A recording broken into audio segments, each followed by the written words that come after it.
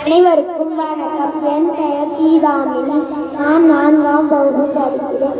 என் பிரிவு பிரிவு. என் பள்ளியின் பெயர் ஊராட்சி ஒன்றிய தொடக்க பள்ளி மேடவாக்கம்.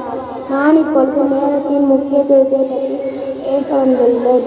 ஒவ்வொருவரின் வாழ்க்கையிலும் நேரம் மிகவும் மதிப்புமிக்க விஷயம். பணத்தை விட நேரம் விலைமதி பெற்றது. காலம் யாருக்காகவும் எதற்காகவும் காத்திருப்பதில்லை. நீங்கள் நேரத்தை மதிப்பீர்கள் என்றால் மகிழ்ச்சியான, ஆரோக்கியமான மற்றும் செல்வாக்கான வாழ்க்கையை பெறுவீர்கள்.